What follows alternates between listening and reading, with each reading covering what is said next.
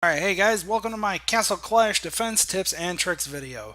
Today I will discuss building your village and just a few early on tips because I've only been playing this for a little while, but I found a good early game format for building and defending your village. Um, so I'll discuss, what buildings you should, how many of what buildings you should have at what point when you can start defending your village, etc. So without further ado, let's talk about the buildings. Okay, so your buildings, the most important of which are your army camps. Now the army camps store your troops, and unlike other village building strategy simulators on Facebook, this one actually has the unique function of using your own troops to defend your village. And this is very cool. Every army camp has its range indicated by the white circle you see. And once enemies walk within the white circle, the troops in the camp will automatically walk out and aggro the enemies that are in range, which is actually really cool. And this is actually a really neat function, as most games don't do this. Now, since of course you you have your army, your troops defending your village, you don't get as many defensive towers. In fact, you don't barely get any at all. As you can see in my village, I have 3. And my village town hall is level 11 right now. Um, that's a little crazy. I expected, what you would expect, like you'd have more towers, but you don't get that many. So you have to be really strategic about your tower placement and stuff like that. Um, Towers start off as specifically watchtowers, which I'll show you right here. They start off as watchtowers. They're just basic, and you can specialize them after level 10, which is really cool. You can specialize them into one of 3 specialties: either an arrow tower, which shoots faster than the regular watchtower, but functions the same, targets ground and air units; a magic tower, which will target only what targets ground and air units as well, but it target and does less damage than the arrow tower, but it can deal damage to multiple enemies at a time; and the cannon tower, which can only target ground units, but the damage splashes, as you would imagine, like cannon tower would do. So after level 10, you can specialize in the one of 3. Specifically, though, in a lot of high-level villages, I've seen nothing but arrow towers. Sometimes magic towers, like usually only 1, maybe 2 at the most. Because you even at like the highest levels, you only have about 5, maybe 6 towers. I think only 5 though. Um, but anyways, and that's, those are your defensive buildings. Those are the only structures you have to defend your village. Now, we will talk about upgrade priorities next. So when upgrading your village, you want to start with your town hall, because quite honestly, in the early game format of this game, you have no defense. You will have like 1 tower and maybe 2 camps to defend your village with. So you really want to get the upgrades on your town hall as fast as possible, because otherwise, your defenses just get ravaged by anybody who attacks you. So just remember, you get that town hall upgraded to get at least 3 towers and 4 camps. 3 towers and 4 camps is really all you need to start properly defending your village. Next, upgrade priorities also stem to your gold mines, which produce your gold you need, and your mana mills, which produce the mana you need to make troops and upgrade your gold mines and your gold storage. The mana, of course, is used for those, and the gold, of course, is used to upgrade your mana vaults and your mana mills. Blah. But anyways, kind of stuttered over myself.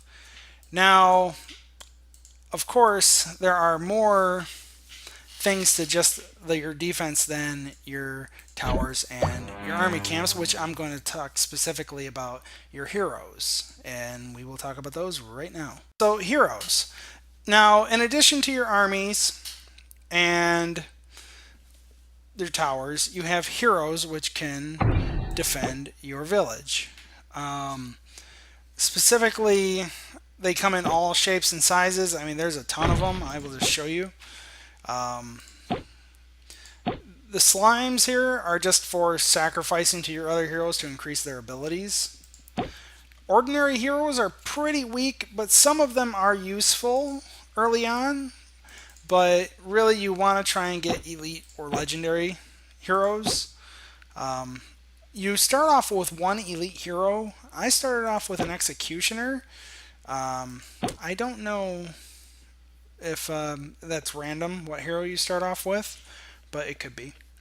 Um, I've picked up more than a few elites. I have one legendary. I have a paladin, but the paladin you get through daily rewards.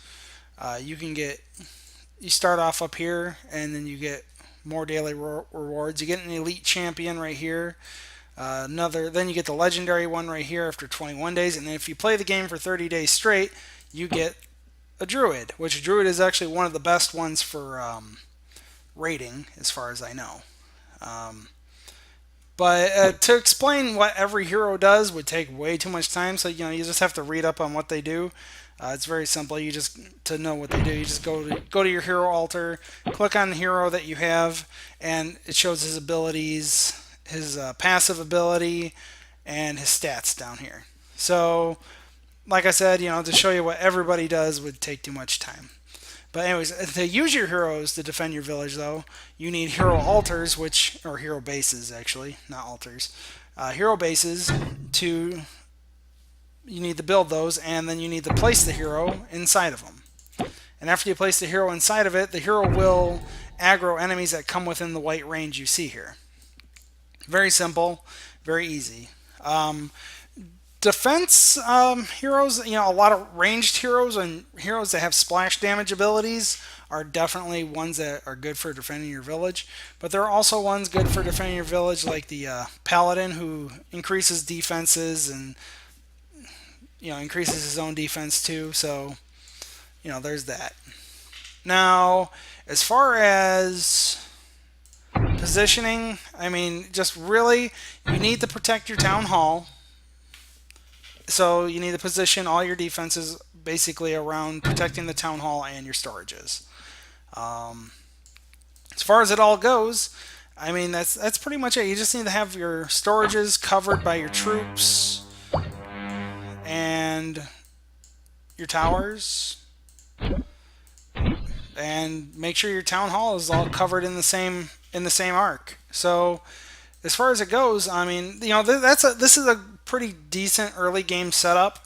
I mean, as I upgrade my town hall, you'll get more watchtowers and mana mills and stuff like that. And even going to level 12 here, I'm not even getting another defense tower. I'm getting just more production and 10 more walls.